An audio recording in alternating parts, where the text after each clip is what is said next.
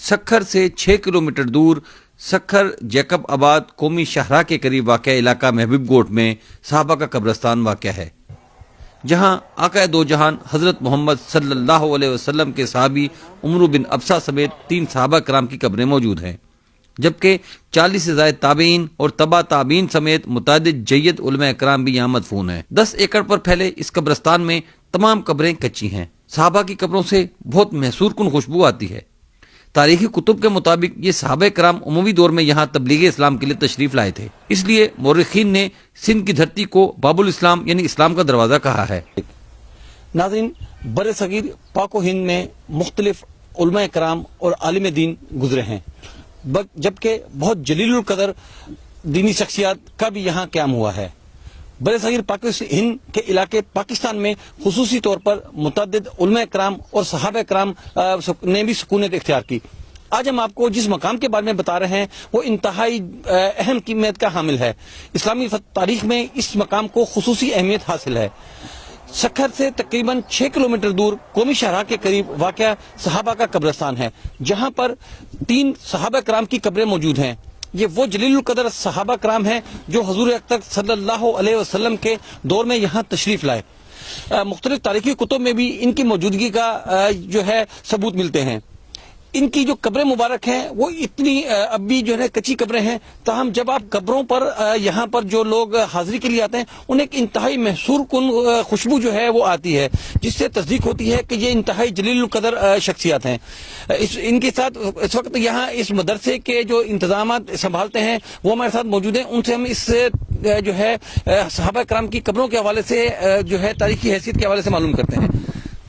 جی سر، بتائیے گا یہ کن صحابہ کرام کی قبریں ہیں اور ان کی کیا تصدیق ہے؟ یہ سیدنا عمر بن ابسہ رضی اللہ تعالیٰ عنہ صحابی رسول ہیں، اور دوسرا صحابی ہیں سیدنا عمر بن اخطب رضی اللہ تعالیٰ عنہ۔ تیسرا صحابی جو ہیں وہ سیدنا معاذ بن عبداللہ جہنی رضی اللہ تعالیٰ عنہ۔ بڑوں سے جو یہ تحقیق ہاتھوں میں آ رہی ہے، یہ صحابہ اکرام 42 ہجری میں آئے تھے ایران مراکز سے کوزدار اب ان کو کہتے ہیں شہداد کوٹ۔ وہاں کے لوگوں نے صحابہ اکرام کا اکرام کیا، کچھ گھوڑے کچھ اونٹ دیے تحفے طور پہ۔ پھر صحابہ اکرام یہاں پہ 26 سال زندگی گزاری ہیں۔ عمر بن ابسہ پیٹ کی تکلیف کی وجہ سے بھوک کی حالت میں فوت ہوئے ہیں، اور غالباً نے 35 روایتیں نبی پاک صلی اللہ علیہ وسلم سے کی ہیں جو بخاری شریف میں ہیں۔ تو یہ جو ہم نسل در نسل یہاں پہ جو قیام ہے ہمارا، میرے والد صاحب ہیں مولانا مفتی عبدالحادی صاحب، وہ جامعہ فاروقیہ میں سے فارغ ہوئے 1988 میں۔ یہاں سے جو بڑے کہتے ہیں، اور یہ جنگلوں کے شیر آ کے سلام کر کے پھر جنگل کی طرف جاتے ہیں، اور کبھی کبھی ایسا ہوتا ہے کہ 3 لاٹیں آسمان سے گرتی ہیں، پھر خوشبو اڑتی ہے۔ جب مدرسے میں بخاری شریف پڑھاتے ہیں، جب ان صحابہ کا نام آتا ہے تو خوشبو یہاں سے اڑتی ہے، مدرسے میں رائے بھی سامنے، روایت بھی سامنے۔ تو یہ جو صحابہ اکرام ہیں، تو صحابہ اکرام عمر بن ابسہ جو ہیں رضی اللہ تعالیٰ عنہ یہاں پہ موجود ہیں، ان کی قبر واضح ہیں۔ باقی سیدنا معاذ بن عبداللہ جہنی رضی اللہ تعالیٰ عنہ، حضرت عمر بن اخطب رضی اللہ تعالیٰ عنہ کی قبریں بھی واضح تھی، لیکن کچھ دور میں سیلاب آئے ہیں، سیلاب کی وجہ سے وہ مٹ گئی۔ پھر علماء اکرام جس نے حاضری دی، مولانا احمد علی لاہوری، مولانا تاج محمد شاہ مروٹی، اسی دور میں حاجی عبداللہ صاحب یہاں سے گزر رہے تھے، تو ان کو گاڑی میں زیارت ہوئی کہ دور دور تک جاتے ہوئے ہماری قبروں پہ نہیں آتے۔ رائی صاحب آئے، مولانا حسن جان سرد والے آئے، کراچی سے مولانا محمد یوسف لدھیانوی صاحب آئے۔ تو جمع غفیر علماء نے تحقیق کی کہ یہاں پہ 3 صحابہ ہیں، 45 تابعی ہیں، 10 بزرگان دین ہیں اس قبرستان میں، جس میں مولانا زکریا رحمۃ اللہ علیہ کا خلیفہ مولانا معین الدین، ان نے وصیت کی جب میں فوت ہو جاؤں تو میری قبر یہاں بنا دی جائے، ان کی قبر بھی ادھر ہے۔ مولانا نذیر احمد صاحب تھے جامعہ اشرفیہ کے شیخ الحدیث، فوت ہونے سے 4 دن پہلے کہا کہ میں جانے والا ہوں، میری قبر بھی یہاں بنا دی جائے، تو مولانا نذیر احمد صاحب کی بھی قبر یہاں پر ہیں۔ یہ 10 ایکڑ سے زیادہ قبرستان ہے، اس کے سروے نمبر پہ نام ہی صحابہ کا ہیں۔ تو ہمارے گاؤں میں تقریباً 1000 گھر مشتمل ہیں محبوب گوٹ، جو یہاں پہ دفن کرتے ہیں۔ اہل حق کے ہاتھ میں قبرستان ہے الحمدللہ، کوئی پکی قبر نہیں ہے، ساری قبریں سادی سودی ہیں اسی قبرستان میں۔ اچھا، یہاں کون کون سی شخصیات جو ہے آئی ہیں جنہوں نے بھی آ کر بھی مزید تحقیقات کی جو باہر سے؟ یا یہ تو میں نے آپ کو بتایا کہ پہلے دور میں مولانا حسین احمد مدنی، مولانا تاج محمد شاہ مروٹی، مسجد نبوی کے پیشمام محمد بن احمد بن محمد، اور اسی دور میں جس کے ساتھ میں آیا ہوں حاجی عبدالوہاب صاحب، مولانا ناصر الدین خاکوانی، مولانا عبدالمجید لدھیانوی، مولانا عبدالحفیظ مکی اور جو ہیں مولانا محمد یوسف لدھیانوی، مفتی نظام الدین چھامزئی، وہ مفتی ظفر علی خان، بڑے بڑے علماء کی تحقیق بھی ہیں اور حاضری بھی دے چکے ہیں اسی قبرستان۔ یہاں اور کون سی ایسی کرامات ہیں جو یہاں ظاہر ہوتی ہیں جن سے جو ہے علاقے کے لوگ بھی فیضیاب ہوتے ہوں؟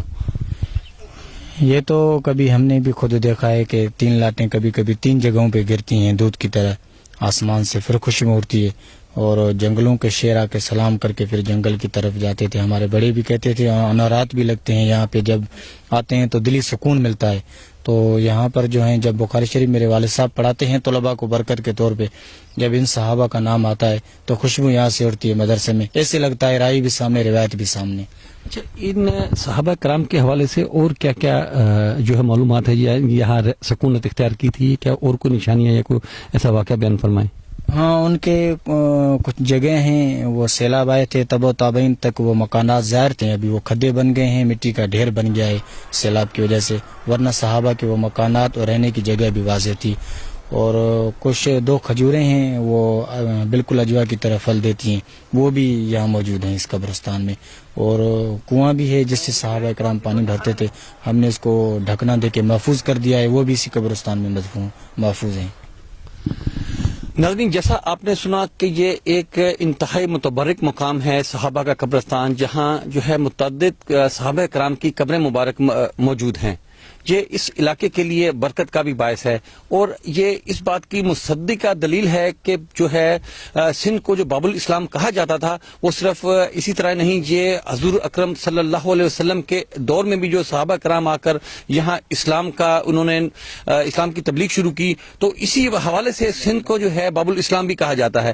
یہ مختلف جو تاریخی کتب ہیں ان میں اس کی مصدقہ تصدیق ملتی ہے۔